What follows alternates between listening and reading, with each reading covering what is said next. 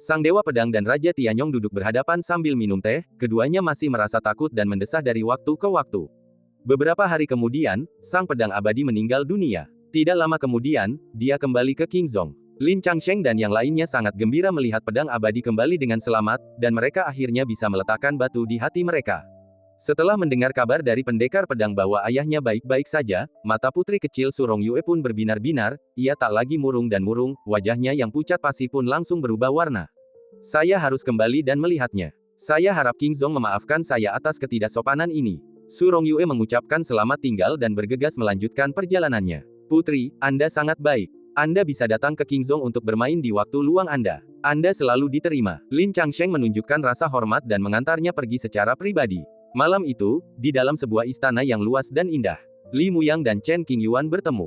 Ada anggur dan buah-buahan yang lezat di atas meja, dan dupa dibakar di sudut, asapnya mengepul dan menyebar. Yang mulia, saya telah menyeberangi lautan. Li Muyang menceritakan keseluruhan cerita tanpa ragu. Setelah mendengar ini, ujung jari Chen Qingyuan sedikit gemetar.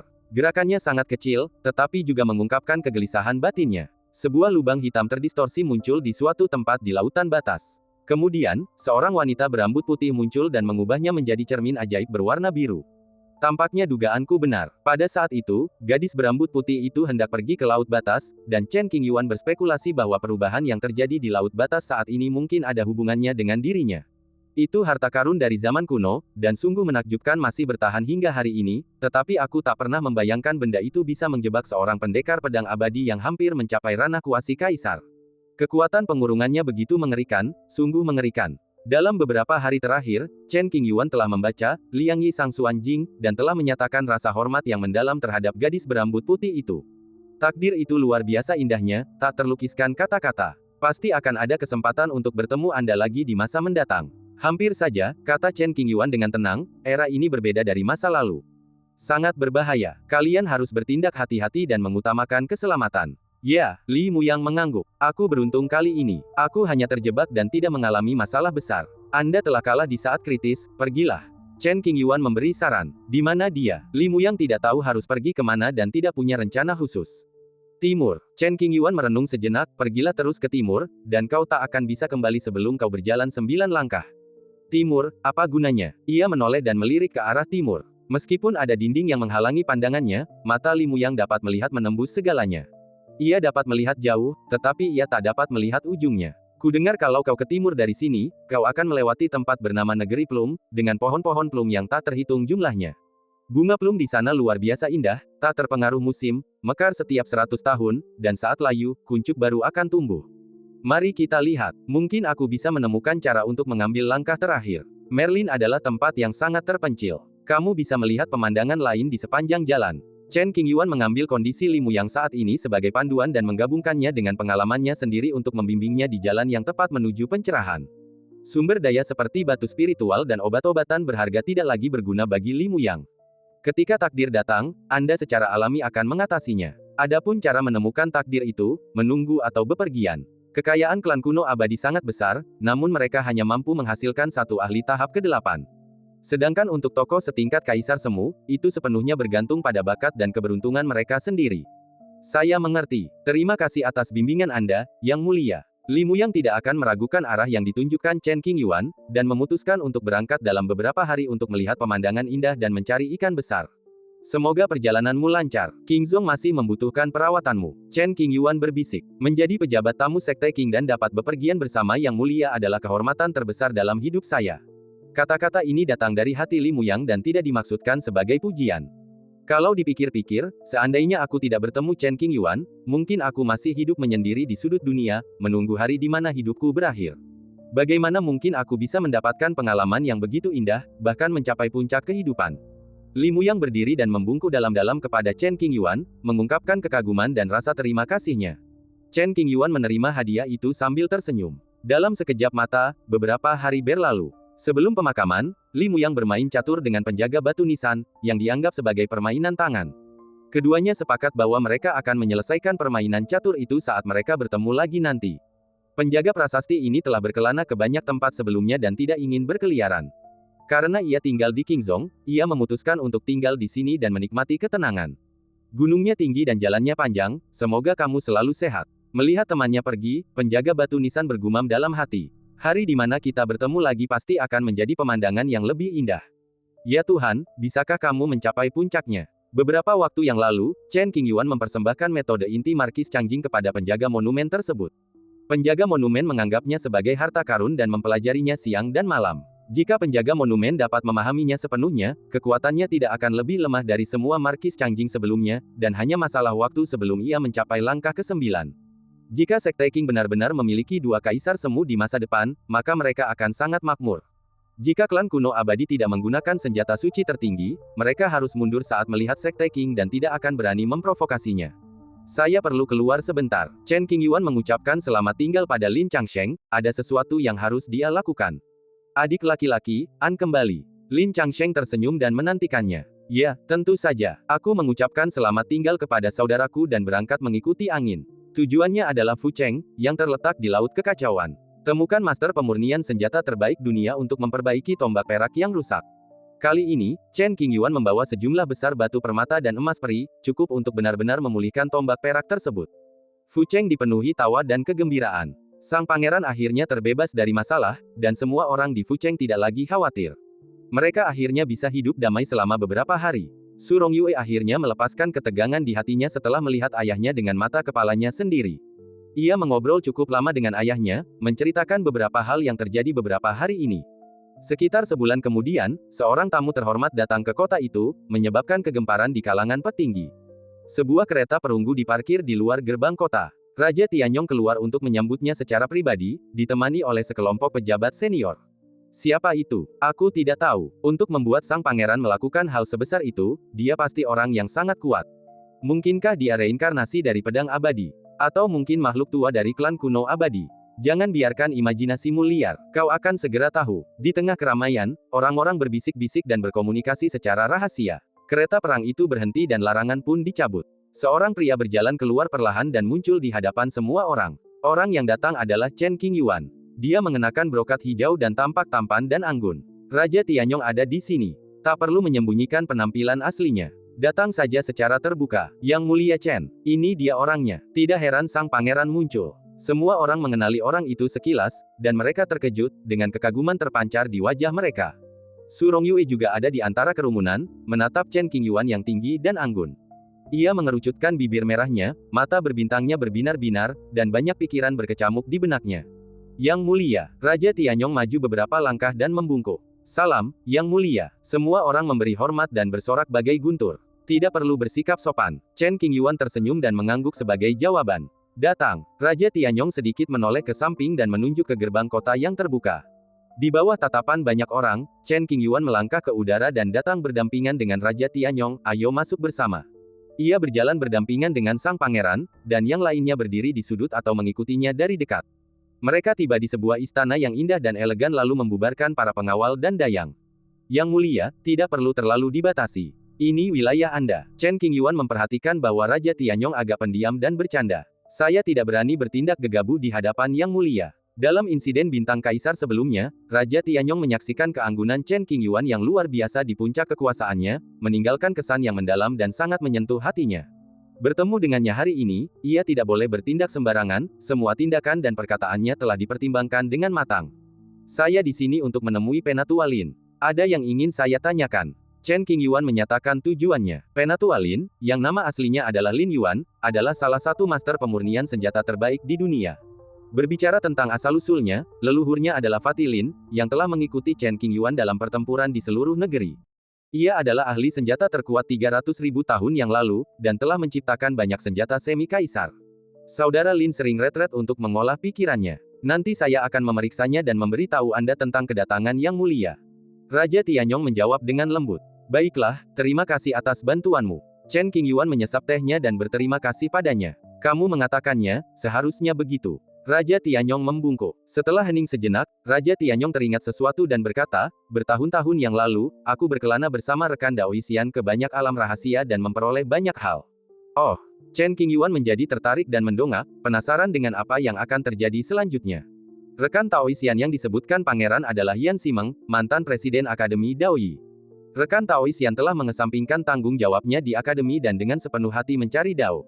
Masa depan menawarkan kemungkinan yang tak terbatas. Raja Tianyong memuji. Sejujurnya, jika Yan Ximeng tidak memikirkan Akademi Daoyi, dia pasti akan lebih kuat dari sekarang. Lagi pula, hubungan karmanya sangat tinggi, dan dia pernah memerintahkan pendekar pedang abadi untuk pergi ke suatu tempat di bawah jembatan ilahi, di mana mereka bisa bertemu dengan jasad Kaisar Tai Wei.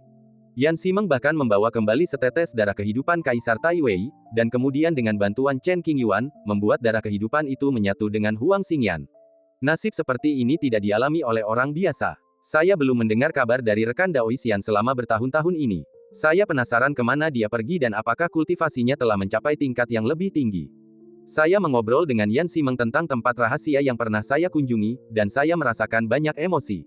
Kemudian, Raja Tianyong menceritakan sebuah kisah menarik. Hampir 20 tahun yang lalu, rekan Dao Xiao datang mencariku.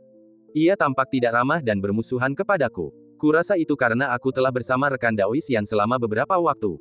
Xiao Junchou adalah pakar top di Akademi Daoyi. Berdasarkan senioritas, Chen Qingyuan harus memanggilnya Paman Master kedua. Seorang pria yang sedang jatuh cinta, dia telah mengejar Yan Ximeng selama bertahun-tahun, dan perasaannya telah berubah seiring waktu. Setelah mengetahui bahwa Yan Ximeng telah mengundurkan diri sebagai dekan, Xiao Junchou berencana untuk menemaninya kemanapun mereka pergi. Tepat ketika dia membuat keputusan ini, dia mendengar bahwa Yan Ximeng dan Raja Tianyong telah pergi ke suatu tempat rahasia, dan dia menjadi sangat cemburu. Mengapa dia datang mencarimu? Chen Qingyuan mulai bergosip. Tanyakan padaku apakah aku tahu di mana rekan Tao Xian selama ini. Raja Tianyong menjawab, bagaimana aku bisa tahu keberadaan rekan Tao Xian? Aku ingin menawari rekan Tao Xiao minuman, tetapi ditolak. Itu sesuai dengan kepribadian guru Xiao. Chen Qingyuan tersenyum tipis. Xiao Junchou terbiasa hidup tanpa beban. Jika dia menyukaimu, dia akan duduk bersamamu dan mengobrol sepanjang malam, bahkan jika dia seorang kaisar atau pengemis. Tapi jika dia tidak menyukaimu, dia tidak akan memberimu muka. Donglong. Ketika Raja Tianyong mendengar kata Paman Guru dari mulut Chen Qingyuan, meskipun dia tampak tenang di permukaan, hatinya sedikit bergetar dan dia tidak terlalu tenang. Terlepas dari apakah Yang Mulia Guru memanggilnya Paman Guru, secara sengaja atau tidak, Raja Tianyong mengingatnya. Jika lain kali aku bertemu dengan rekan Dao Xiao, aku harus menjelaskan semuanya kepadanya, agar kesalahpahaman ini tidak bertambah dalam. Keduanya mengobrol cukup lama, lalu Pangeran Tianyong dengan bijaksana berhenti bicara dan pergi untuk meluruskan keadaan. Yang Mulia, mohon tunggu sebentar. Saya akan memeriksa Saudara Lin dan memintanya datang sesegera mungkin. Ya, Chen Qingyuan duduk di aula, mencicipi anggur. Sekitar setengah jam kemudian, terdengar suara langkah kaki tergesa-gesa dari luar pintu. Lin Yuan sedang mempelajari teknik pemurnian senjata ketika tiba-tiba diganggu oleh Raja Tianyong, dan ia sangat kesal.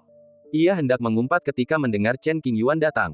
Ia menelan ludah dan bergegas menghampiri. Dia mengenakan kain abu-abu, berambut putih, berwajah penuh kerutan, dan bermata cerah. Yang Mulia, Lin Yuan berjalan cepat dan membungkuk. Kakak Lin, tolong berdiri. Chen Qingyuan melangkah maju untuk mendukungnya, nadanya lembut. Yang Mulia, saya malu. Kata, saudara, hampir membuat Lin Yuan berlutut. Perasaan ini seperti nenek moyang Anda tiba-tiba memberi Anda hadiah, Anda tidak bisa menerimanya. Kita sudah bersumpah persaudaraan sebelumnya, jadi mari kita bicarakan urusan kita sendiri. Chen Qingyuan bercanda. Saat itu, saya tidak tahu status Yang Mulia dan bersikap kasar. Mohon jangan dimasukkan ke hati. Saat membicarakan hal ini, Lin Yuan merasa takut, berpikir bahwa ia benar-benar berani. Sebenarnya tidak masalah jika ia hanya berteman dengan leluhur tua itu, tetapi ia sebenarnya ingin leluhur tua itu menjadi adiknya. Kalau mau serius, tidak ada salahnya kalau Lin Yuan memanggil Chen Qingyuan dengan sebutan leluhur, dan itu cukup beralasan. Tidak perlu banyak etiket, santai saja. Chen Qingyuan sedang dalam suasana hati yang menyenangkan. Aku akan berusaha sebaik mungkin. Kaki Lin Yuan terasa lemas, dan dia gemetar saat berkata, instruksi apa yang kau berikan padaku kali ini? Masalahnya masih sama seperti dulu. Begitu dia selesai berbicara, Chen Qingyuan mengeluarkan tombak perak dan menggantungnya di udara. Senjata leluhur itu rusak parah. Aku akan melakukan yang terbaik. Lin Yuan memeriksanya, mengerutkan kening, dan berkata dengan serius. Ini adalah bahan yang digunakan untuk perbaikan. Segera setelah itu, Chen Qingyuan mengeluarkan cincin Sumeru. Lin Yuan mengambil cincin luar angkasa itu dengan kedua tangannya dan menggunakan indera spiritualnya untuk melihat dari bahan apa cincin itu dibuat. Kristal Xianli, pasir liusang, lapis lazuli waktu. Melihat barang-barang ini, Lin Yuan tercengang. Semuanya adalah material pemurnian paling berharga di dunia, terutama safir kuno, yang hanya tercatat dalam buku-buku kuno. Ini pertama kalinya Lin Yuan melihatnya seumur hidupnya. Lapis lazuli yang dihormati sepanjang masa, bahan inti untuk membuat senjata kekaisaran, tidak muncul setidaknya selama ratusan ribu tahun. Apakah itu cukup? Chen Qingyuan bertanya dengan tenang. Cukup, cukup. Dengan puluhan kilogram lapis lazuli dan berbagai material langka, Lin Yuan punya lebih dari cukup barang untuk disia-siakan. Sebelumnya saya tidak yakin, tapi sekarang saya setidaknya 90% yakin bisa menemukan artefak leluhur itu. Lin Yuan meyakinkan, jika aku tidak bisa memperbaiki tombak perak itu dengan begitu banyak bahan, aku benar-benar akan mengecewakan kepercayaanmu. Awalnya, ia cukup bingung karena tidak tahu harus mulai dari mana. Namun kini situasinya berbeda. Mata Lin Yuan berbinar-binar dan ia penuh percaya diri. Silakan, Chen Qingyuan berkata dengan sungguh-sungguh. Jangan khawatir, Lin Yuan membungkuk. Pada saat ini, negara kekaisaran. Saat hari penyatuan 5 negara semakin dekat, klan abadi kuno siap untuk melakukan revolusi skala penuh. Negara kekaisaran kini berada dalam kekacauan, dengan perang berkobar di banyak tempat dan mayat-mayat bergelimpangan di seluruh negeri. Situasinya sungguh brutal. Alasannya sederhana, semuanya tentang keuntungan. 36 sekte masa lalu sepenuhnya menjadi masa lalu setelah penaklukan Sekte Qing. Kini, Dizu telah menjadi medan pertempuran bagi klan-klan kuno yang abadi. Karena generasi yang lebih tua tidak dapat maju, mereka membiarkan monster-monster yang lebih muda bertarung dan merebut wilayah-wilayah dengan sumber daya yang melimpah, yang akan segera menjadi basis klan-klan kuno. Ketika para dewa berperang, manusia menderita. Roh biasa yang tadinya hidup tenang, tiba-tiba mati secara misterius, tanpa bisa mengeluarkan sepatah kata pun.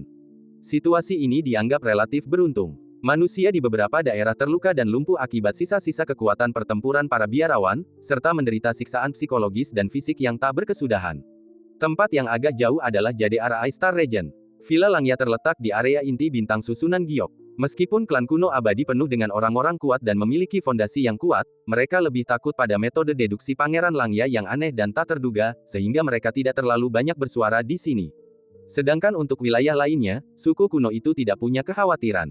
Akan baik-baik saja jika hanya klan kuno abadi yang dekat, hal itu tidak akan memengaruhi seluruh dunia. Yang paling banyak menimbulkan masalah bagi masyarakat adalah orang-orang yang memanfaatkan situasi untuk menimbulkan masalah, membakar, membunuh, menjarah, dan bertindak gegabah. Villa pegunungan, halaman elegan, paviliun kuno di tepi danau. Di paviliun, Nangong Ge duduk sendirian, minum dan berpikir keras. Pelayan pribadi menunggu di luar paviliun, dengan kepala tertunduk dan diam, seperti patung tanah liat. Kupu-kupu giok. Ia duduk dari siang hingga malam, minum lebih dari 10 kendi anggur. Tiba-tiba, suara Nan Gongge terdengar berat. Pangeran, apa perintahmu? Diyu, mengenakan rok merah muda, berjalan cepat ke paviliun dan membungkuk. Ini 17 surat tersegel dengan segel Dao. Zhuang Yu akan mengirimkannya ke tangan para pemimpin setiap klan kuno. Nan Gong berpikir seharian dan akhirnya mengambil keputusan. Tatapannya dalam dan ekspresinya serius, secepatnya. Memanggil. Setumpuk surat berwarna emas pucat muncul di atas meja, dengan isi yang sama. Ya, Diyu tidak bertanya mengapa, melainkan langsung menjalankan tugasnya. Ia mengambil 17 surat itu dan bergegas ke aula pertemuan, tempat Zhuang Yu biasanya mengurus urusan resmi. Apa isi surat itu belum diketahui. Ketika Zhuang Yu mengetahui hal ini dari Dayu, ia segera meletakkan semua tugas resminya dan mengatur seseorang untuk mengantarkan surat tersebut. Kita harus memastikan surat itu sampai ke tangan setiap anggota senior klan kuno dan tidak ada kecelakaan yang terjadi. Oleh karena itu, tidak diragukan lagi bahwa pembawa pesan haruslah kuat. Setelah berpikir sejenak, Zhuang Yu memutuskan untuk mempercayakan tugas penting ini kepada ketiga leluhur. Meskipun tingkat kultivasi leluhur agung tidaklah unggul dan tidak ada apa-apanya di hadapan klan kuno, mudah baginya untuk menghadapi beberapa penjahat. Karena ini perintah sang pangeran, tidak boleh ada kecelakaan. Baiklah, mari kita berpisah. Orang bisa mati, tapi iman tidak bisa hilang. Begitu mendengar kabar tentang masalah Nan Gong, para leluhur yang selama ini tertidur di peti mati mereka langsung membuka tutup peti mati dan keluar. Masing-masing dari mereka tampak lebih serius, bahkan secara mental sudah siap untuk tidak kembali lagi. Jika saja Nan Gong tahu apa yang dipikirkan para leluhur, ia pasti akan tertawa terbahak-bahak. Singkatnya, surat itu hilang, tidak masalah. Paling-paling, ia bisa menulis surat baru. Tidak terlalu serius. Dengan cara demikian, para leluhur mengambil surat-surat tersebut, membagi tugas masing-masing, dan segera berangkat mengerjakannya tanpa ragu-ragu, karena takut akan menunda urusan penting Nangongge. Siapkan mobil, pergi ke hutan belantara utara. 2 hari kemudian, Nangongge jatuh. Total ada 3 pembantu, atur mereka segera. Anggur, minuman keras, pakaian, makanan ringan, semuanya sudah siap. Kereta perang berwarna merah tua itu memiliki 2 naga batu di bagian depan, yang tampak seperti 2 gunung berdiri, penuh dominasi. Dengan diberikannya kekuatan spiritual, batu itu menjadi hidup dan segar kembali. Naga itu meraung, cakarnya yang besar menembus udara, dan jenggotnya menjuntai seperti cabang-cabang pohon willow yang tebal, menari-nari tertiup angin. Nangong Ge duduk tinggi di kereta, mengenakan jubah panjang berwarna merah tua seputih salju, dengan tatapan acuh tak acuh di matanya. Di sampingnya terdapat meja kaca yang indah dengan teh dan camilan di atasnya. Berangkat. Sambil melirik ke kejauhan, Nangong Ge berbisik. Gemuruh, gemuruh. Seorang pelayan menyajikan teh, seorang mengendalikan kereta perang, dan seorang lainnya menunggu di sisinya, menantikan perintah. Kereta perang itu melaju dengan kecepatan tinggi. Semua orang di Villa Langya menyaksikan adegan ini, merindukan pangeran besar, dan ingin menemaninya dan menyaksikan kemakmuran. Aku sangat beruntung menjadi pelayan gadis itu. Banyak penatua inti menunjukkan sedikit rasa iri. Leluhur mengirim surat kepada klan kuno abadi. Putraku pasti akan pergi menghadiri acara besar kali ini. Generasi muda, hanya dengan satu kata, dapat membuat leluhur tua berlarian dan berusaha sekuat tenaga untuk mewujudkan keinginannya. Baik melihat masa kini maupun masa lalu, saya khawatir inilah satu-satunya contoh. Saya sungguh ingin bersama putra saya, tapi sayangnya saya tidak memiliki berkah itu. Seandainya saya tahu hal ini, sejak putra saya masih kecil, saya pasti akan menawarkan diri menjadi pengawal pribadinya, pengawal yang tak akan pernah meninggalkannya. Banyak orang tua yang berpikir demikian. Saat itu, Ezi memiliki bakat yang sangat buruk. Meskipun manajemen senior Villa tidak membencinya dan tetap menghargainya, ia tidak perlu merendahkan statusnya. Tak seorang pun menyangka Bazi akan menempuh jalan hidup yang unik. Meskipun ia hanyalah seorang pembangun rantai yang tak berguna, ia mampu mengguncang dunia dan menjadi eksistensi yang sangat istimewa di dunia. Anginnya akan bertiup kencang, mari kita tetap di sini dan menonton. Pemilik rumah itu melihat ke arah Nangong Geli dan bergumam. Tiba-tiba, pemilik rumah itu teringat akan mendiang istrinya dan amat merindukannya. Anak kita telah tumbuh besar, bagai burung elang yang mengembangkan sayapnya, tak tertandingi oleh burung-burung lainnya. Istrinya adalah seorang manusia biasa, dan tak ada sumber daya yang mampu membantunya menempuh jalan praktik spiritual. Saat berkelana di dunia fana, sang pemilik jatuh cinta dan menikahinya. Dengan peluang 1:1 miliar, istrinya hamil dan melahirkan seorang putra bernama Nangong. Sayangnya, tubuh fananya tidak mampu melahirkan anak dari seorang kultivator, dan ia meninggal saat melahirkan. Untungnya, Yan Simeng, kepala rumah sakit pertama saat itu, lewat dan datang menyelamatkan. Kalau tidak, nyawa saudara Nangong tidak akan terselamatkan. Dalam sekejap mata, waktu yang lama berlalu. Setiap kali dia memikirkan momen ketika mereka dipisahkan oleh langit dan bumi, rasanya seperti ada duri tajam yang menusuk hati pemiliknya, menyebabkan rasa sakit luar biasa. Jika benar-benar ada dunia bawah dan kelahiran kembali, tolong jangan pergi terlalu cepat. Tunggu aku sebentar. Ketika tidak ada lagi kekhawatiran di Langya Villa, dan ketika anak mencapai puncak suatu zaman, aku akan datang menemuimu. Pemilik rumah itu memiliki rambut yang sudah memutih di pelipisnya dan usianya semakin tua. Dia menolak untuk memperbaiki obat yang dapat memperpanjang hidupnya. Berusahalah sekuat tenaga untuk memenuhi tanggung jawabmu, lalu berjalanlah perlahan menuju akhir hidupmu, dan itu saja. Anak-anak kami luar biasa, Anda dapat tenang saja. Pemilik rumah besar itu hanya memikirkan momen-momen terindah dalam hidupnya. Matanya tampak sayup-sayup. Ia berdiri di puncak gunung dengan tangan di belakang punggung. Senyum tersungging di sudut mulutnya, tetapi mengandung sedikit kepahitan dan kepedihan. Kereta perang 5 naga melaju menuju padang gurun utara dengan gagah perkasa. Menyeberangi lautan bintang dan menyeberangi lautan batas. Perjalanan berjalan lancar dan kami tidak menemui kendala apapun. Setelah lebih dari sebulan, kereta perang itu melaju keluar dari laut yang kacau dan muncul di sebuah bintang terpencil di hutan belantara utara. King Zong, nada bicara Nangong Ge dingin dan sangat serius. Pada hari kerja, perilaku dan perkataan Nangong Ge sangat elegan, dan dia selalu memperlakukan orang-orang di sekitarnya dengan senyuman. Kali ini, raut wajahnya serius, membuat para dayang khawatir. Mereka sangat berhati-hati dalam segala hal, takut membuat kesalahan dan membuat sang pangeran tidak senang. Setelah beberapa saat, kereta kuno itu berhenti di luar gerbang Gunung Qingzhong. Setelah bertanya, ternyata Pangeran Langya yang datang berkunjung. Tetua penjaga gerbang terkejut dan segera melaporkan kejadian tersebut. Sang tetua agung dan pejabat tinggi lainnya keluar untuk menyambutnya dan menunjukkan rasa hormat yang besar kepadanya. Nangong Ge langsung menyatakan tujuannya, tidak ingin pergi ke aula tamu, dan tidak sempat menikmati teh untuk saat ini. Apakah Yang Mulia Chen ada di sekte ini?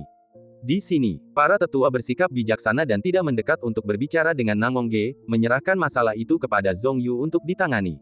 Sebelumnya, Chen Qingyuan pergi ke Fucheng di Jihai dan meninggalkan tombak peraknya dan banyak bahan pemurnian. Butuh waktu lama bagi tombak perak untuk pulih sepenuhnya, jadi mustahil untuk tinggal di Fucheng selamanya. Oleh karena itu, Chen Qingyuan merasa lebih tenang setelah mengalahkan King Zong. Lin Changsheng mengirim pesan suara, adik kecil, Pangeran Langya sedang mencarimu. Apakah kau ingin bertemu dengannya? Atur dia untuk pergi ke istana Liuxuan, aku akan datang nanti. Chen Qingyuan, yang sedang merenungkan kitab suci kuno, mendengar berita itu dan mengatakan sesuatu dari kejauhan.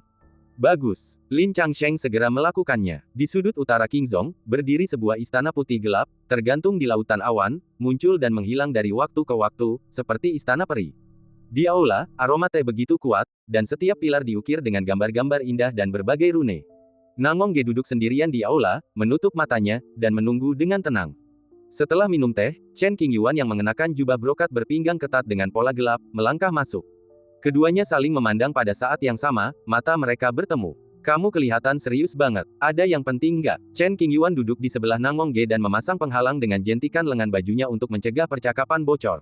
Saya berencana mengundang pemimpin klan kuno abadi untuk membahas situasi masa depan secara langsung. Kata Nangong Ge jujur. Berapa banyak klan kuno? Chen Qingyuan bertanya. Semuanya, jawab Nangong Ge. Mendengar suara itu, Chen Qingyuan sedikit mengernyit. Jika 27 klan kuno abadi berkumpul, akan sulit bagi Nangong Ge untuk mengendalikan situasi. Terlebih lagi, sulit untuk memastikan bahwa setiap klan kuno akan hadir. Aku telah menetapkan lokasi di Tanah Lama, dan mereka semua akan datang. Nangong Ge tampaknya melihat keraguan di hati Chen Qingyuan dan memberitahunya lokasi spesifik parlemen. Apa kau gila? Alis Chen Qingyuan bergetar, lalu ia berbalik dan bertanya, Tanah Tua adalah wilayah klan kuno. Jika seseorang ingin menyerangmu, sekuat apapun metodemu, kau takkan bisa lolos. Sumber kekuatan klan kuno masih berada di tanah leluhur. Dengan menggunakan kekuatan sumber tersebut untuk mengaktifkan senjata suci leluhur, bahkan seorang kaisar semu yang berada dalam kondisi prima pun harus mundur dan tidak menyentuh ujungnya. Tentu saja aku tahu ini, kata Nangong Ge dengan tenang, karena aku berani melakukan ini, aku punya cara untuk menyelesaikannya. Metode apa? Chen Qingyuan sangat penasaran. Jika ada masalah, kamu akan tahu. Nangong Ge masih misterius dan belum mau mengungkapkan apapun untuk saat ini. Apa yang ingin Anda lakukan di parlemen ini? Ini adalah masalah paling kritis yang perlu dipecahkan oleh Chen Qingyuan. Tanah suci akan segera dibentuk kembali, dan klan-klan kuno menimbulkan keresahan di berbagai kerajaan saat mereka berebut sumber daya. Jika ini terus berlanjut, banyak nyawa akan melayang, yang akan menyebabkan kekacauan total. Dengan undangan ini, aku bermaksud membiarkan mereka mengukir wilayah mereka dan mengakhiri kekacauan ini secepat mungkin. Saya khawatir dengan perubahan di laut kekacauan, jadi saya berencana untuk menstabilkan situasi saat ini secepat mungkin. Pertama, untuk mencegah jiwa-jiwa tak berdosa menderita, dan kedua, untuk membebaskan lebih banyak energi guna menghadapi kejadian di masa depan. Nangong Ge selalu khawatir bahwa pasti ada sesuatu yang sangat mengerikan tersembunyi di kedalaman laut batas, yang tidak akan lebih lemah dari klan kuno abadi. Tidak mudah untuk membuat suku kuno bekerja sama. Tidaklah berlebihan jika dikatakan bahwa bahkan jika Dewa Pedang Changgeng melangkah ke langkah ke-9 jembatan ilahi, mustahil untuk menggoyahkan fondasi klan kuno. Ia telah mewarisi puluhan ribu kekuatan abadi, dan fondasinya terlalu kuat untuk diremehkan. Jangan khawatir, aku tidak akan bertindak kecuali aku benar-benar yakin. Saudara Nangong hanya akan berani bertindak jika tingkat perlawanan mencapai setidaknya lebih dari setengahnya. Jika tidak, ia akan mencari kematiannya sendiri. Lebih baik ia tetap di rumah dan menunggu dan melihat apa yang terjadi. Baiklah, asal kamu tahu apa yang terjadi. Chen Qingyuan yakin bahwa Nangong Ge mempunyai idenya sendiri dan tidak berkata apa-apa lagi. Ini dia. Nangong Ge membalik tangan kanannya, lalu selembar batu giok putih muncul dan diletakkan di atas meja. Apa? Setelah memeriksanya di udara, benda itu jatuh ke tangannya. Chen Qingyuan menurunkan alisnya dan melihat slip giok itu, lalu bertanya. Undangan, kata Nangong Ge. Ketika kesadaran spiritualnya masuk, ia menemukan bahwa slip giok itu berisi lokasi terperinci di Tanah Lama, serta waktu tertentu.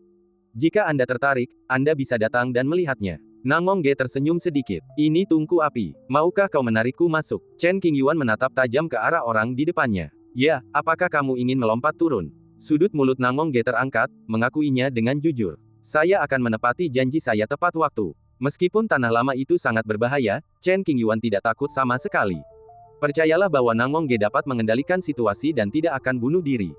Bahkan jika sesuatu benar-benar salah, hal terburuk yang dapat terjadi adalah saya menghadapinya bersama dengan Nangong Ge. Setelah aku minum secangkir teh ini, aku akan pergi. Nangong Ge mengambil teh di atas meja dan meminumnya sekaligus. Apakah kamu akan mengundang orang lain? Hanya dengan satu pandangan, Chen Qingyuan tahu apa yang sedang dipikirkannya. Pesta ini akan lebih meriah jika ada lebih banyak orang. Nangong Ge tersenyum tipis. Obrolan berakhir di sini dan keduanya mengucapkan selamat tinggal untuk sementara waktu. Menyaksikan kereta perang itu melaju pergi, Chen Qingyuan tampak serius. Parlemen akan diadakan di kota tua setelah pukul 20. Undang semua pemimpin klan kuno abadi dan orang-orang kuat terkenal di dunia untuk duduk di meja yang sama untuk membahas urusan dunia dan bertukar ide. Semoga saja berjalan baik. Meskipun Chen Qingyuan telah mengalami banyak kesulitan, dia tidak dapat menahan perasaan sedikit tertekan. Jika ada langkah yang salah, Nangongge akan ditelan oleh parlemen ini dan tidak akan ada yang tersisa. Begitu mereka meninggalkan tanah leluhur, klan kuno abadi akan mengambil alih posisi terdepan.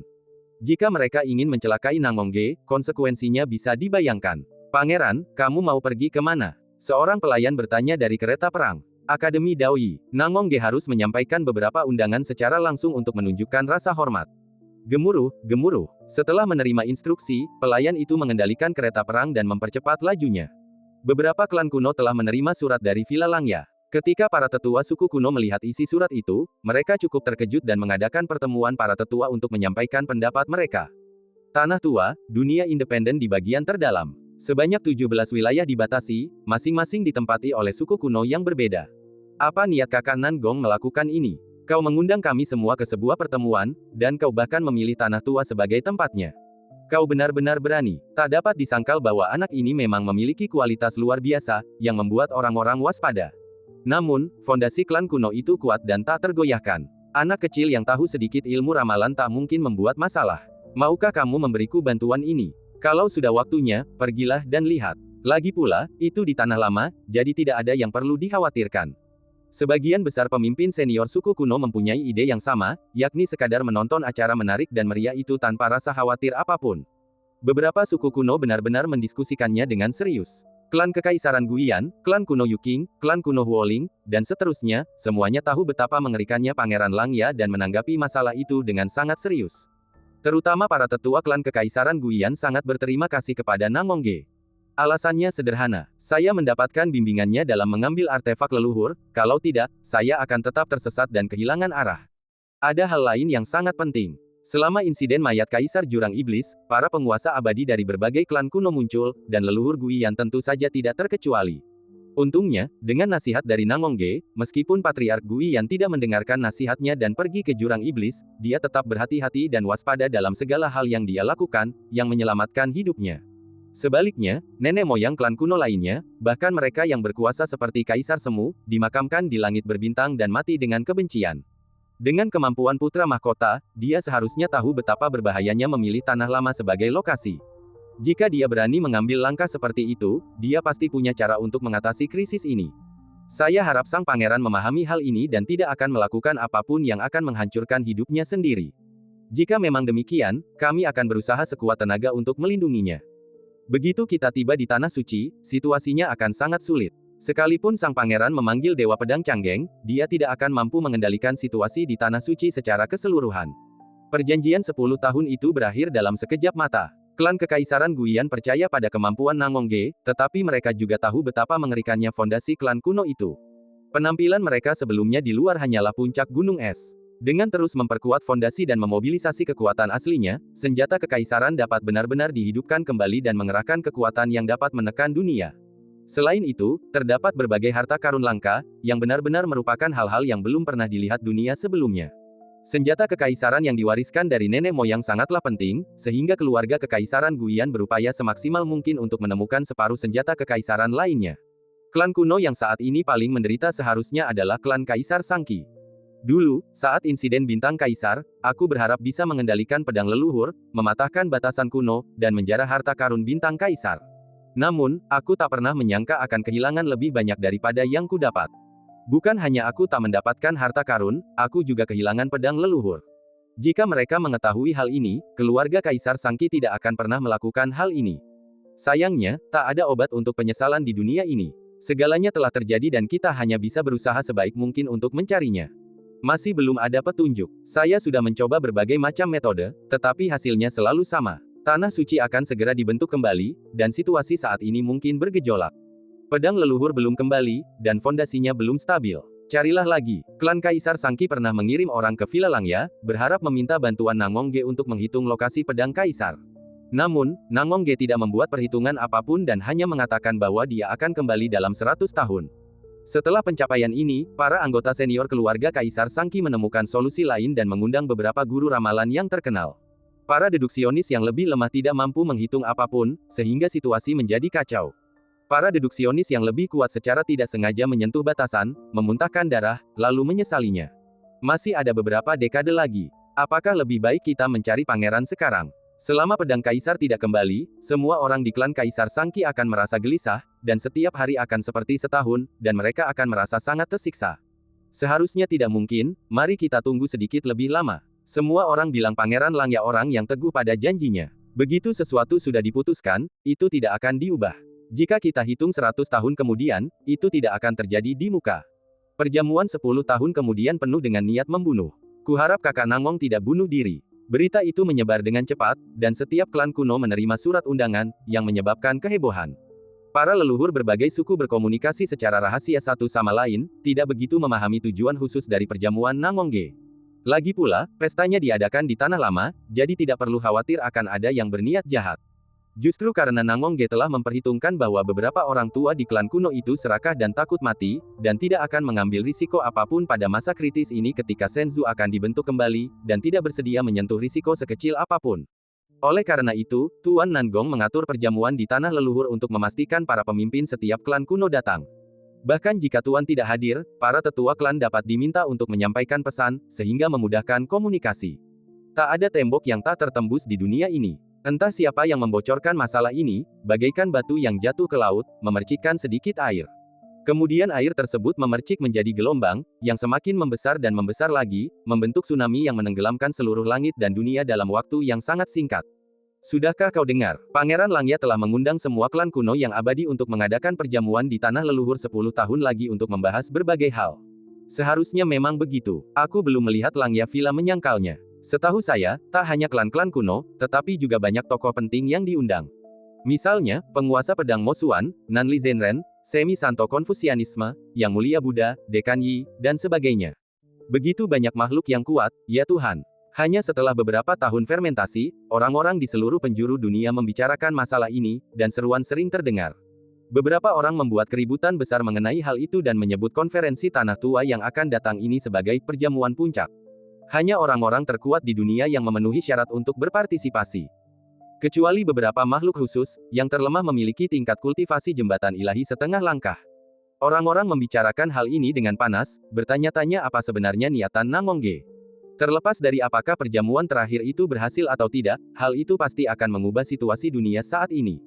Beberapa orang percaya diri dan telah memperoleh pengakuan dari banyak orang. Entah Nangongge akan kehilangan kendali atas situasi dan binasa, atau dia akan keluar dengan sempurna, menjadi terkenal di seluruh dunia, dan reputasinya akan mencapai ketinggian yang belum pernah terjadi sebelumnya. Apa sebenarnya yang akan dia lakukan? Pertanyaan ini terus ada dalam pikiran banyak biksu, dan mereka ingin sekali mendapat jawaban. Meskipun putra mahkota memiliki kedudukan yang luar biasa dan perhitungannya tak tertandingi, mustahil bagi para pahlawan dunia untuk memberinya rasa hormat seperti itu. Beberapa pendeta memiliki keraguan besar dan merasa bahwa apa yang disebut perjamuan terakhir tidak dapat diadakan. Aku tahu ini. Pangeran Langya membuat janji yang berani, mengatakan bahwa dia akan mengumumkan metode baru sihir kekaisaran di perjamuan. Seseorang yang berpengetahuan luas berteriak. Apa? Hukum kekaisaran. Begitu berita ini keluar, semua orang yang hadir terkejut dan berita itu menyebar ke segala arah dengan sangat cepat. Situasi sempat tak terkendali untuk sementara waktu. Bagi orang biasa, hukum kekaisaran merupakan kesempatan tertinggi yang legendaris yang hanya bisa mereka dengar tetapi tidak memenuhi syarat untuk menyentuhnya, dan bahkan belum pernah melihat orang lain melakukannya. Berdasarkan hal tersebut, seluruh pahlawan di dunia tidak dapat menahan diri dan berlomba-lomba untuk mendapatkan undangan. Undangan tersebut dikirim oleh Nangongge, mengundang orang-orang terkuat di dunia untuk bergabung secara sukarela. Sangat sedikit orang yang meragukan bahwa Nangongge tidak dapat menemukan metode seni kekaisaran. Dengan kemampuannya, tidak akan terlalu sulit baginya untuk menguasai teknik kekaisaran. Selain itu, Nangongge memiliki reputasi baik dan tidak akan melakukan penipuan. Hukum kekaisaran memicu gelombang teror yang besar, dan para selebriti serta pahlawan saat itu bergabung satu demi satu, tidak lagi bersembunyi dalam kegelapan. Di masa lalu, mereka yang tidak memiliki kesempatan menjadi bintang kaisar tetapi memiliki kesempatan menjadi kaisar sebagian besar memiliki latar belakang yang dalam dan sulit bagi mereka untuk merebutnya. Ada peluang besar di hadapan Anda hari ini. Jika Anda melewatkannya, Anda akan menyesalinya seumur hidup. Adapun dari mana Nangongge mendapatkan keterampilan kekaisaran, hal itu ada hubungannya dengan Wu Junyan. Suatu hari, Nangongge datang ke Qingzhou lagi dan langsung menemui Wu Junyan untuk menjelaskan tujuannya. Aku ingin membuat kesepakatan denganmu. Aku ingin meniru teknik kekaisaran Tuan Sejati Ziyang. Syaratnya, silakan kau ajukan. Karena ini adalah pesta yang belum pernah ada sebelumnya, pasti ada beberapa trik untuk menarik para pahlawan dari semua lapisan masyarakat.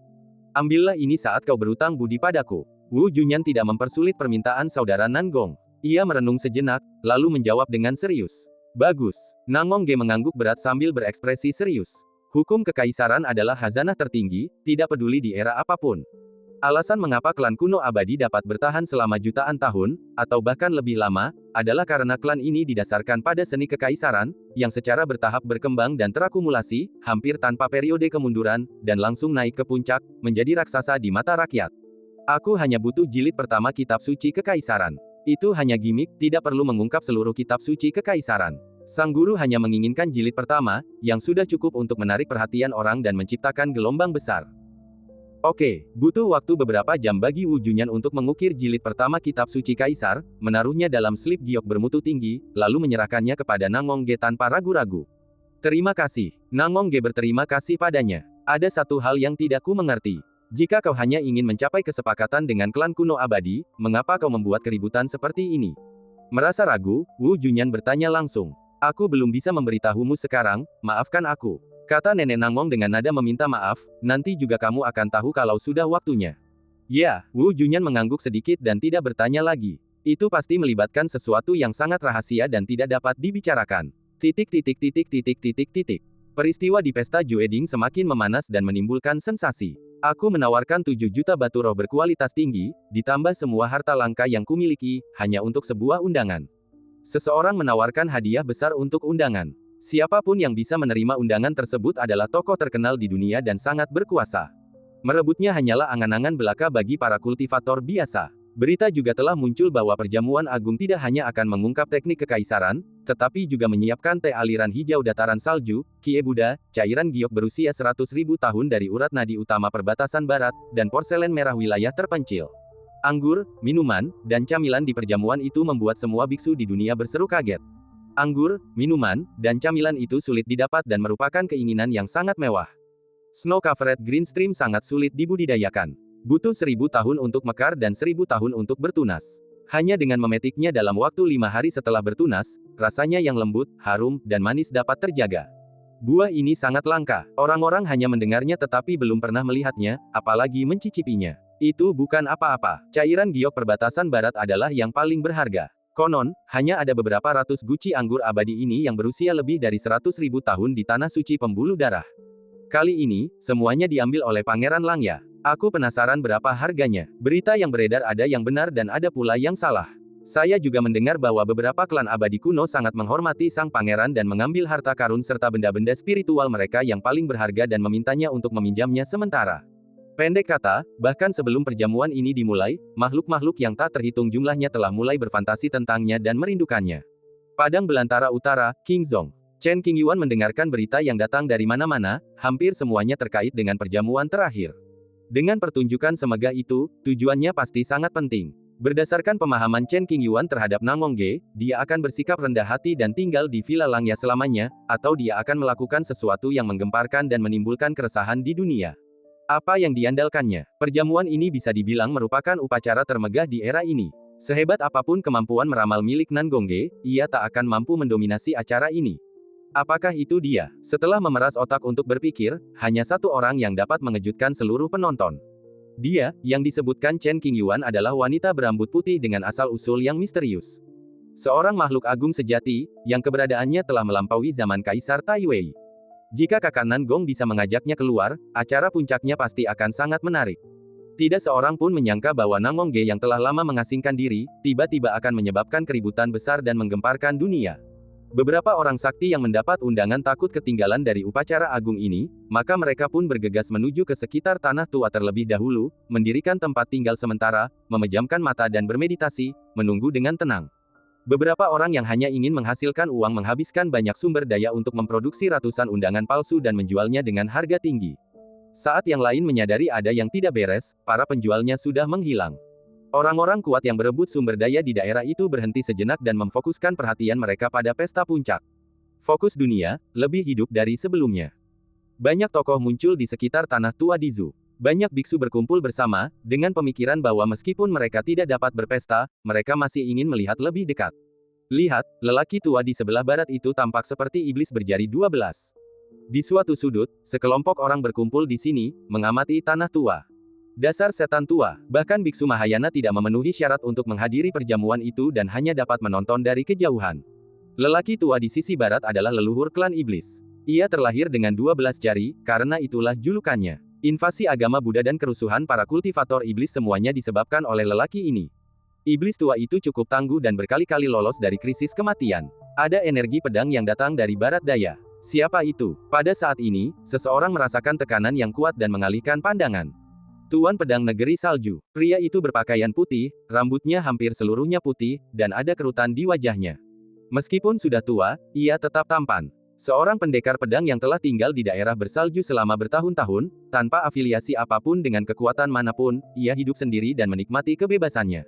Orang dalam mengklaim bahwa Master Pedang Wilayah Salju telah mencapai alam pencerahan pedang setengah langkah, satu kaki melintasi jembatan suci. Jika ia beruntung di masa depan, kekuatannya pasti akan mencapai tingkat yang lebih tinggi lagi. Menurut legenda, wanita tua Changshan meninggal 2000 tahun yang lalu. Aku tak menyangka dia masih hidup. Dia pasti telah memperoleh sesuatu yang sangat berharga yang dapat memperpanjang hidupnya, sehingga mampu bertahan hingga sekarang. Seorang perempuan tua bungkuk, berpakaian kain kasar dan memegang tongkat, berjalan perlahan ke udara. Setiap langkah yang diambilnya terasa berat. Ia tampak kurang sehat, memberi orang-orang ilusi bahwa ia bisa diganggu sesuka hati. Semakin banyak orang-orang kuat datang dari seluruh dunia, menggemparkan dunia hingga orang-orang terus berteriak dan emosi mereka berfluktuasi dengan hebat. Di pintu masuk tanah tua, lebih dari 10 biksu tua dengan aura yang dalam telah muncul.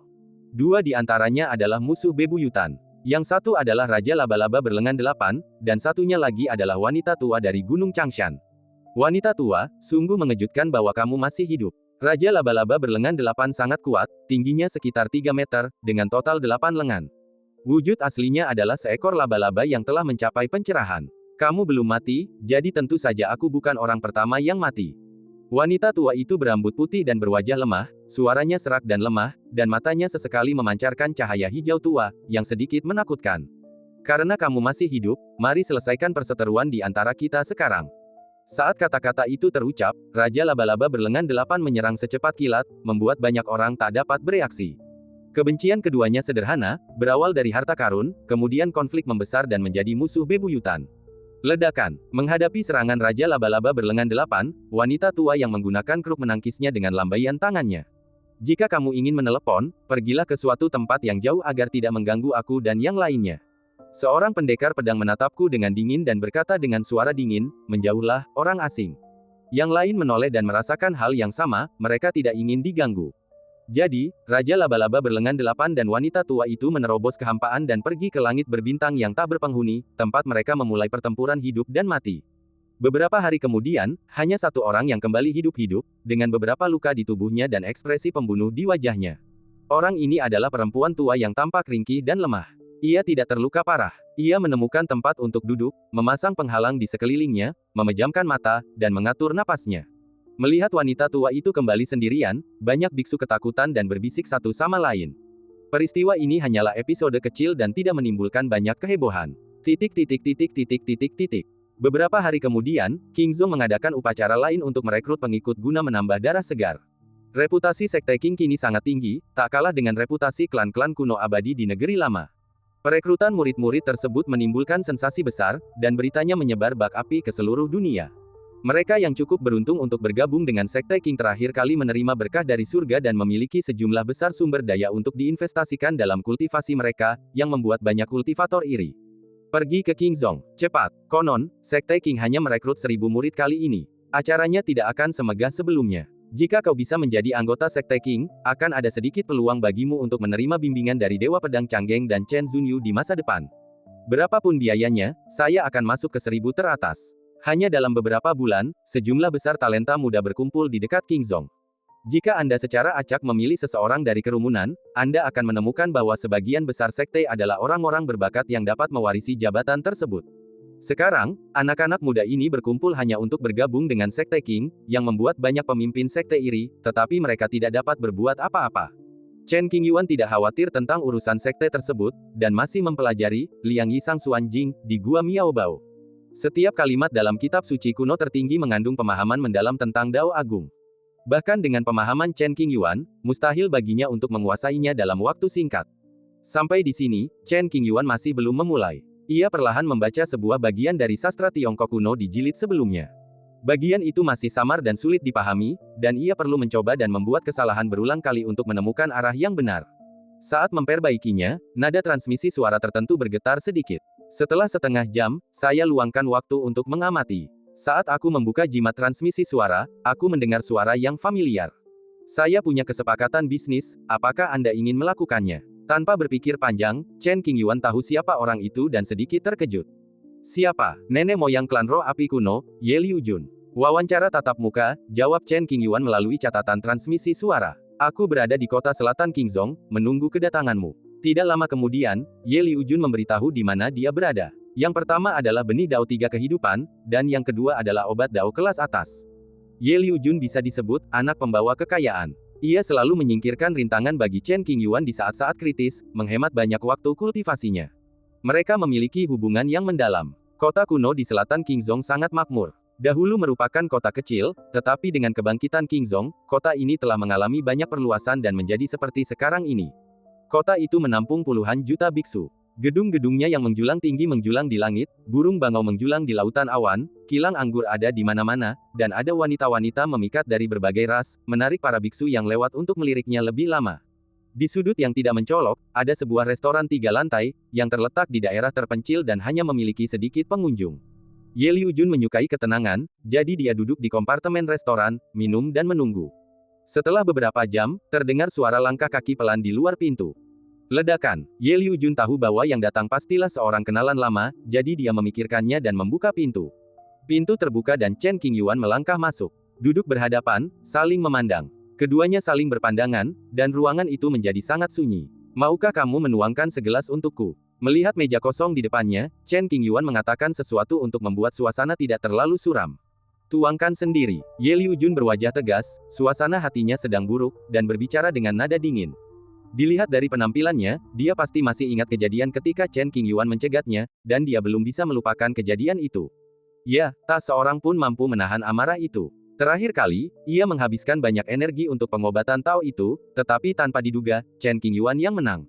Ia begitu patah hati hingga muntah darah.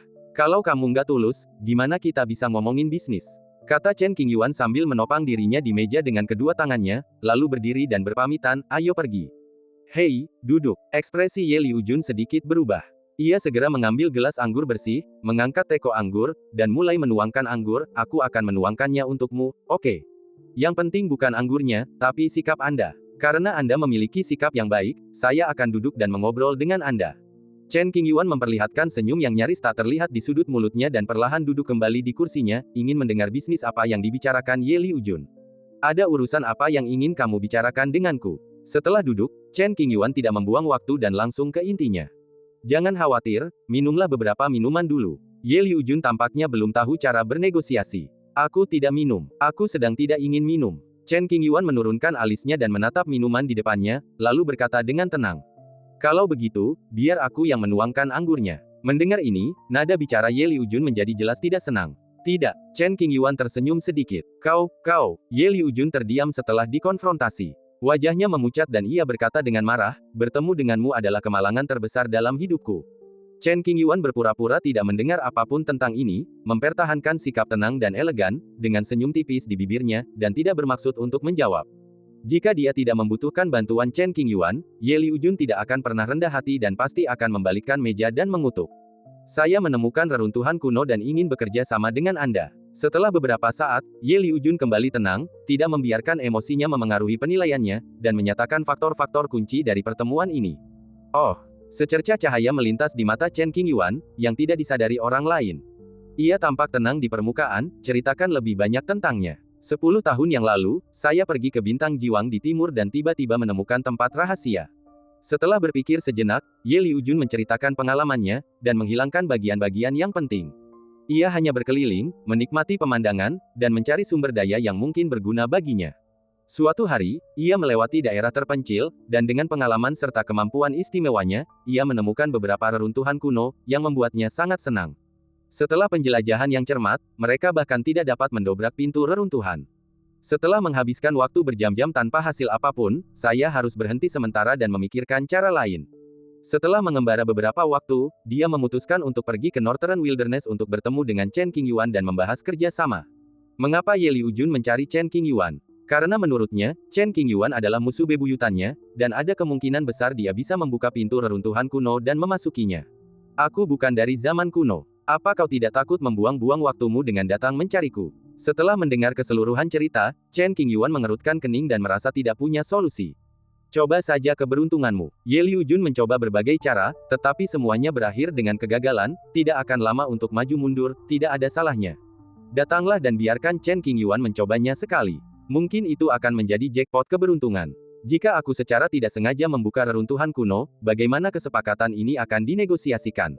Chen Qingyuan bertanya dengan serius. Ingat waktu kau mencuri obat Tao itu terakhir kali. Kau berutang budi padaku. Ye Liujun mempertimbangkan pertanyaan ini dengan serius. Jika kau benar-benar bisa membuka pintu reruntuhan, masalah obat Tao itu akan selesai. Setelah kau masuk, aku akan mengambil bagian terbesarnya, tapi aku juga akan meninggalkanmu sesuatu agar perjalananmu tidak sia-sia. Baiklah, Chen Qingyuan memikirkannya sejenak dan mengangguk setuju. Itu kesepakatan. Karena khawatir Chen Qingyuan akan berbuat curang, Ye Liujun mengeluarkan kontrak, menandatangani namanya, dan membubuhkan sidik jarinya. Kemudian, dia menyerahkan kontrak itu kepada Chen Qingyuan. Bagus kalau sudah ada kontrak, jadi ada sertifikatnya. Chen Qingyuan tidak menolak. Kontrak telah ditandatangani dan tidak dapat dibatalkan. Apa yang akan kamu lakukan jika reruntuhan lama dibuka dan tidak ada apapun di dalamnya? Kita harus selalu memikirkan kemungkinan terburuk, saran Chen Qingyuan. Kalau begitu, aku akan menganggap diriku tidak beruntung. Ye Liujun sendiri memikirkan aspek ini dan merenung. Berani. Mungkin karena dia benar-benar ingin melihat Ye Liujun dipermalukan, Chen Qingyuan berharap tidak ada harta karun di reruntuhan kuno itu. Waktu itu berharga, ayo kita mulai. Ye Liujun berdiri dan bersiap untuk pergi. Karena kamu terburu-buru, duduklah sebentar, kata Chen Qingyuan. Apa yang bisa diduduki? Ye Liujun mendengus pelan. Ini kilang anggur, dan aku bahkan belum minum segelas anggur. Setidaknya aku harus istirahat dulu. Setelah mengatakan ini, Chen Qingyuan mengambil anggur di depannya dan menikmatinya perlahan. Petik 2. Petik 2. Wajah Ye Liujun dipenuhi garis-garis hitam, dan dia menggertakkan giginya. Chen Qingyuan, kau melakukannya dengan sengaja. Apa artinya? Chen Qingyuan perlahan mengangkat kepalanya dan menatap matanya. Tadi kamu menolak minum, tapi sekarang kamu harus pergi dan melakukan sesuatu yang penting, dan kamu malah ingin duduk-duduk minum lagi. Apa kamu sengaja melawan aku? Secara logika, Ye Liujun adalah reinkarnasi dari raja tertinggi, telah mengalami banyak kesulitan dan memiliki pikiran yang tenang. Namun, setiap kali berinteraksi dengan Chen Qingyuan, emosinya mudah terpengaruh dan sulit ditekan. Kurasa aku benar-benar bertemu musuhku di kehidupan ini. Saya tadinya tidak tertarik, tapi sekarang saya tertarik. Chen Qingyuan menjawab dengan sangat tulus. Kamu, cepatlah. Dia ingin mengumpat beberapa kali, tetapi kata-katanya ditahan oleh Ye Liujun saat sampai di bibirnya. Anda tidak bisa mengalahkannya, dan Anda juga tidak bisa meyakinkannya. Lupakan saja, ikuti saja petunjuknya. Maka, Ye Liujun pun duduk lagi, melipat tangannya di depan dada, menatap Chen Qingyuan dengan sepasang mata merah, tanpa berkedip, seolah ingin melahapnya hidup-hidup dengan tatapan matanya. Setelah sekitar setengah jam dan 2 teko anggur, Chen Qingyuan bersiap untuk pergi ke reruntuhan kuno. Ayo, ingat untuk membayar tagihan. Ye Liujun menatapnya tanpa mengatakan sepatah kata pun.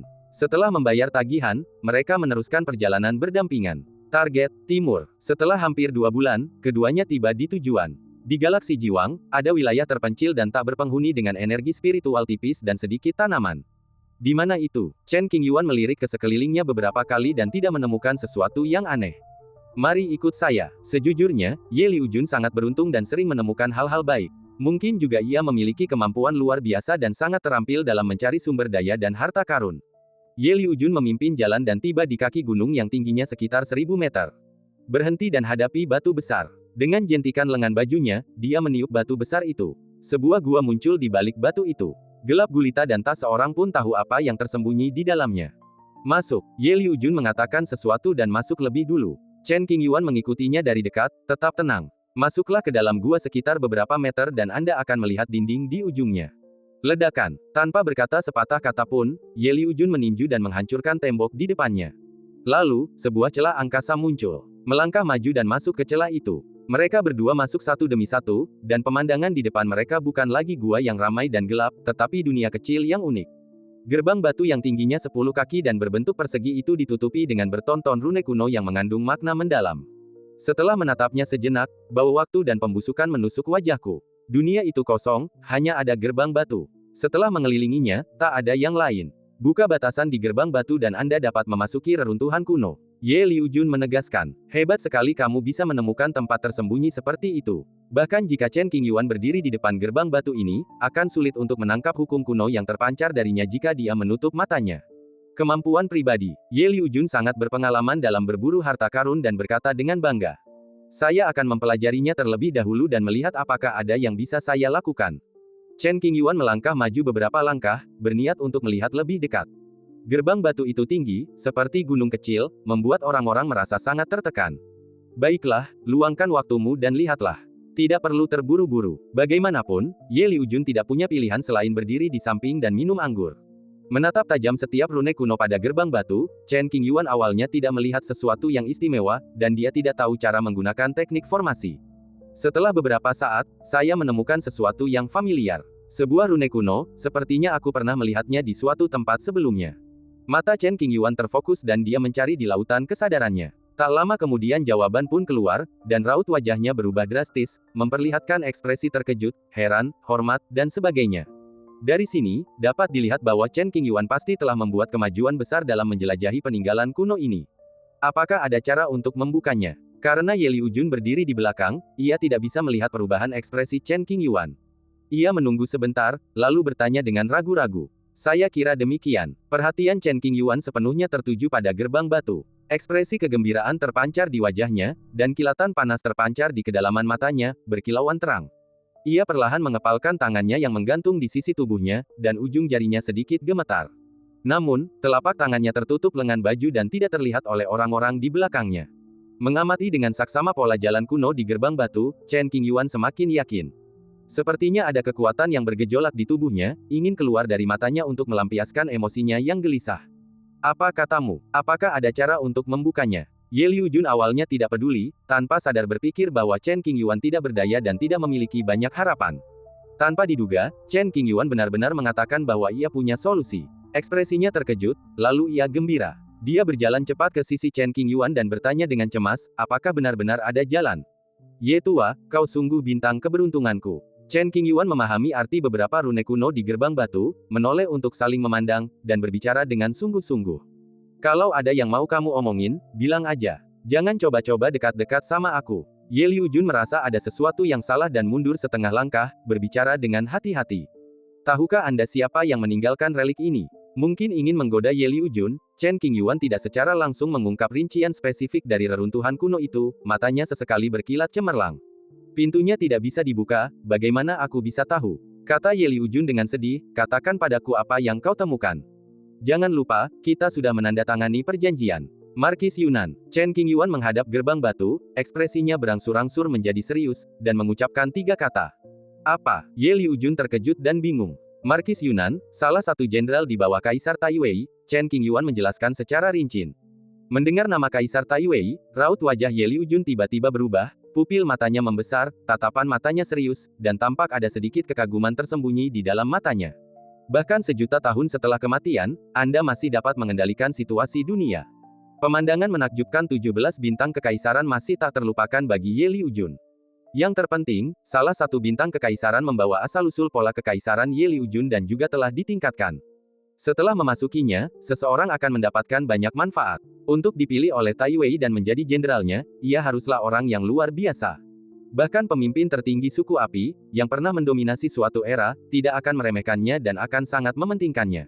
Sejauh yang saya ketahui, Taiwei memiliki 7 jenderal di bawah komandonya, yaitu, Raja Jing, Markis Changjing, Markis Linjiang, Markis Zhenbei, Markis Yunan, Markis Tongqi, dan Markis Pingdong. Ketika Ye Liujun pertama kali mendengar nama, Markis Yunan, ia tidak bereaksi. Baru setelah kata, di bawah komando Taiwei, ditambahkan, nama itu menjadi unik. 1 raja dan 6 bangsawan mewakili era yang sangat gemilang 1 juta tahun lalu, 7 orang terkuat selain Taiwei.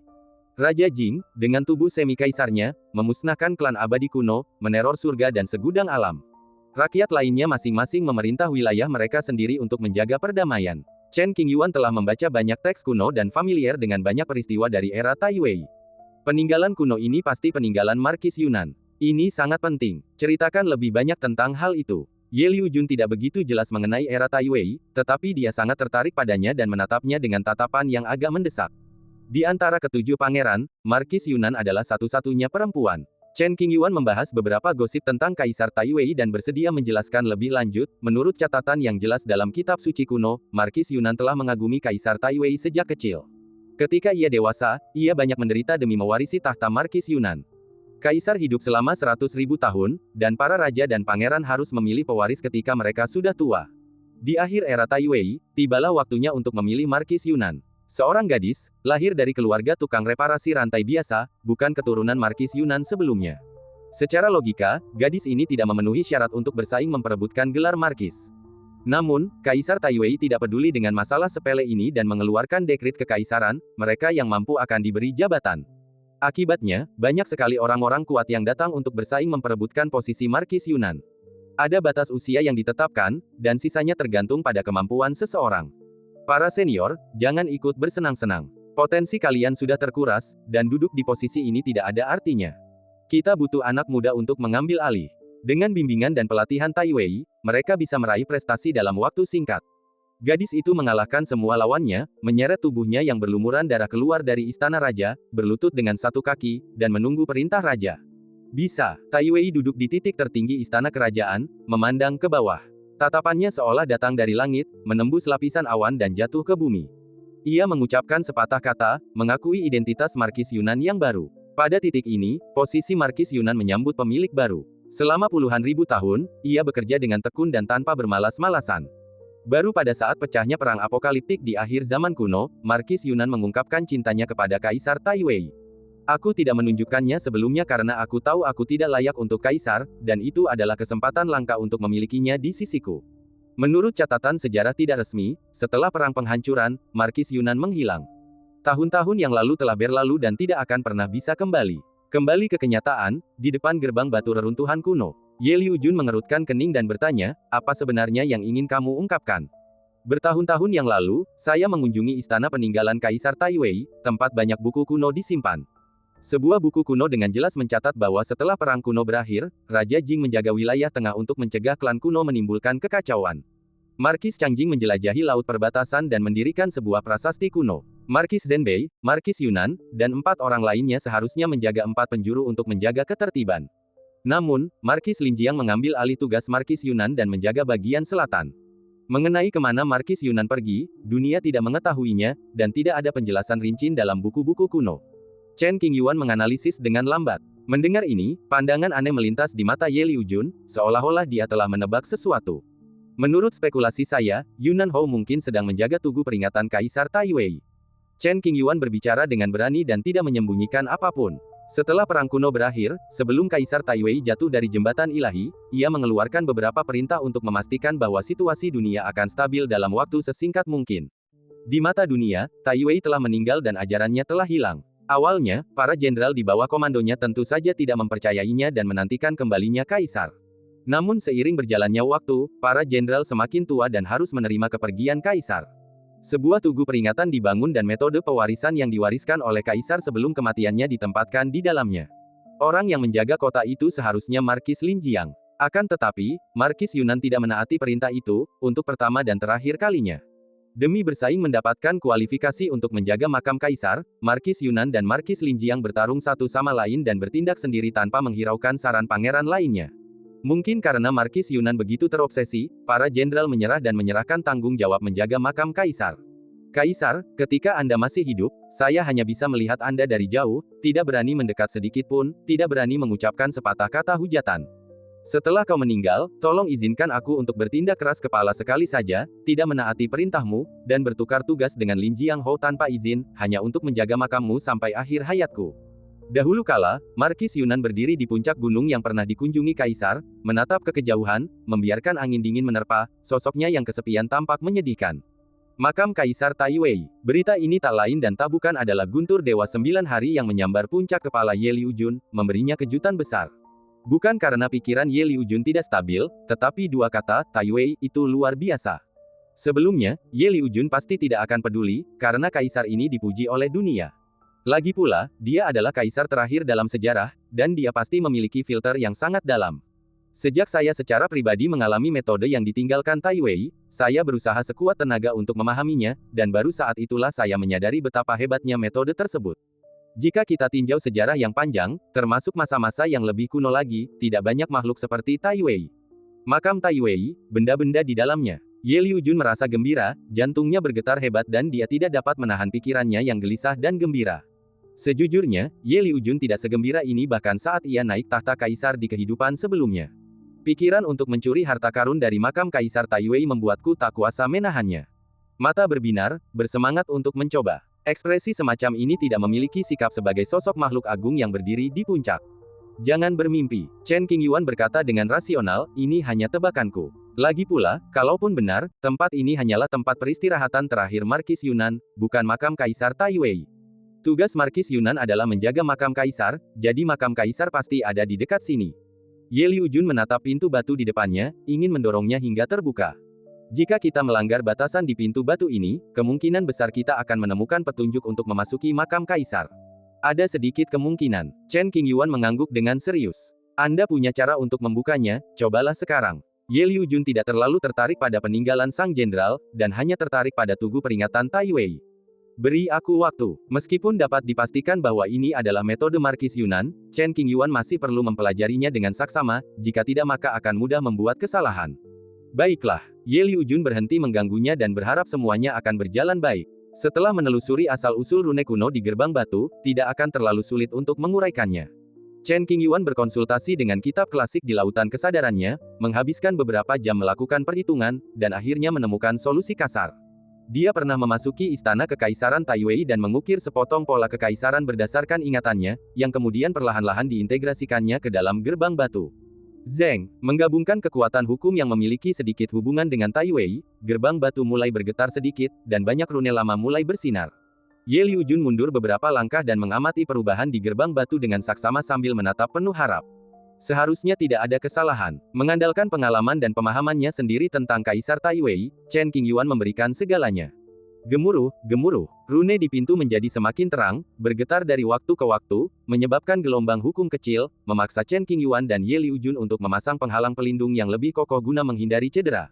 Setelah sekitar satu batang dupa, suara getaran itu berangsur-angsur menjadi lebih kuat, dan beberapa kerikil yang terkikis oleh waktu mulai berjatuhan. Semua rune kuno di pintu bersinar terang. Memanfaatkan kesempatan yang tepat, Chen Qingyuan melayang ke udara dan menunjuk tepat ke bagian tengah gerbang batu. Ledakan. Tiba-tiba pintu batu itu bergetar dan terdengar suara keras. Sebuah celah muncul, yang menunjukkan bahwa pembatasan pada pintu telah dicabut. Ledakan dentuman. Dengan kekuatan Chen Qingyuan, pintu perlahan terbuka. Ye Liujun, yang menyaksikan adegan ini, tak kuasa menahan rasa terkejutnya. Mulutnya sedikit terbuka, tak sabar untuk masuk dan melihat apa yang sedang terjadi. Selesai. Begitu ia menyentuh gerbang batu, Chen Qingyuan tidak menolaknya. Ia tahu hasilnya, dan wajahnya menunjukkan kegembiraan. Tekan dengan kuat dan suara, klik, akan terdengar. Saat pintu terbuka, pusaran hukum muncul. Chen Qingyuan dan Ye Liujun saling memandang dan melihat keputusan di mata masing-masing. Masuk, jangan mundur. Sudah sampai sejauh ini, bagaimana mungkin kita malu? Keduanya melangkah ke pusaran hukum satu demi satu, bersiap menghadapi masalah, menegangkan tubuh, dan mengerahkan kekuatan spiritual. Jika menghadapi krisis, mereka akan segera bertindak untuk mengatasinya. Setelah masuk, kegelapan pekat menyelimuti pandangan mata, kesadaran spiritual tak mampu memahami keadaan di sekitarnya, seakan manusia itu kehilangan penglihatan dan pendengaran, segalanya tak lagi diketahui. Setelah secangkir teh, akhirnya ada sedikit cahaya. Begitu kakiku menjejak tanah yang kokoh, rasa tidak nyaman di tubuhku pun langsung hilang. Keduanya tidak berjauhan, keduanya memperhatikan situasi tempat mereka berada. Dataran kosong dengan matahari yang menggantung di atasnya dan tak pernah terbenam. Matahari ini terbentuk oleh hukum kuno dan menerangi dunia kecil yang mandiri ini. Tidak ada rumput yang tumbuh subur di dataran itu, yang ada hanya tanah yang kering dan gelap. Maju, Ye Liujun belum memperoleh informasi yang berguna, dan tetap waspada sepanjang waktu, mengambil setiap langkah dengan sangat hati-hati, takut kalau-kalau ia akan menyentuh aturan yang tidak diketahui dan membawa bencana. Hati-hati, Chen Qingyuan mengingatkannya dan setuju dengannya. Setelah berjalan cukup lama, mereka akhirnya sampai di ujung dataran. Jauh di depan, terbentang batas kekacauan. Di ujungnya ada pedang panjang. Tidak ada yang lain selain ini. Pedang panjang itu tumpul dan tidak berkilau sama sekali. Itu seharusnya pedang Markis Yunan. Chen Qingyuan tahu dari buku-buku kuno bahwa Markis Yunan adalah seorang pendekar pedang ulung. Roh pedang telah jatuh, hanya sisa-sisanya yang tersisa. Ye Liujun melihatnya sekilas. Waktu dapat menggerogoti segala sesuatu di bumi, bahkan senjata pun pada akhirnya akan musnah. Harta karun Dao di dunia manusia dapat bertahan lama karena dipelihara oleh energi spiritual langit dan bumi, atau karena perawatan yang tekun dari para praktisi. Wow, kedatangan kedua pria itu menyebabkan tanah bergetar pelan saat mereka berjalan. Akibatnya, pedang panjang yang kecerdasannya telah lama menghilang itu hancur dan menyatu dengan ruang. Mungkin Markis dari Yunan telah meninggal dunia di sini, jasadnya telah lenyap di telan waktu. Tidak ada apa-apa. Ye Liujun tidak merasa bersalah karena perjalanannya sia-sia, tetapi dia tidak begitu mengerti pendekatan Markis Yunan. Jika kau memilih menjaga tempat lain, kau bisa menikmati kekayaan dan kejayaan. Namun, jika kau memilih menjaga tempat seperti ini, kau akan sendirian, kesepian, dan sengsara hingga akhir hayatmu. Apakah itu bermakna? Apakah itu sepadan? Apakah Anda menyesali waktu yang telah berlalu dalam hidup Anda? Segala macam pertanyaan berkecamuk dalam pikiranku. Sebelum meninggal, dia tidak hanya menyegel pintu masuk makam kaisar, tetapi juga mengubah lokasi tempat kematiannya sendiri. Chen Qingyuan memandang penghalang kacau di ujung dan yakin bahwa itu berhubungan dengan makam kaisar, tetapi itu bukan pintu masuk dan tidak dapat dihancurkan. Kecuali jika Anda menjadi kaisar dan mengukir jalan dengan kekuatan tertinggi. Jika tidak, bahkan jika Kaisar Semu mengendalikan Kaisar Si yang telah pulih sepenuhnya, dia mungkin tidak akan mampu menembus penghalang yang ditinggalkan oleh Kaisar Tai Wei. Hanya jika kita menemukan jalan keluar, mungkin masih ada kesempatan. Tai Wei sudah meninggal, apakah perlu baginya untuk melakukan ini? Ye Liujun merenung. Ini adalah pesona pribadi Kaisar Tai Wei. Chen Qingyuan melirik Ye Liujun, yang masih mengerutkan kening sambil berpikir, dan mengutarakan pendapatnya.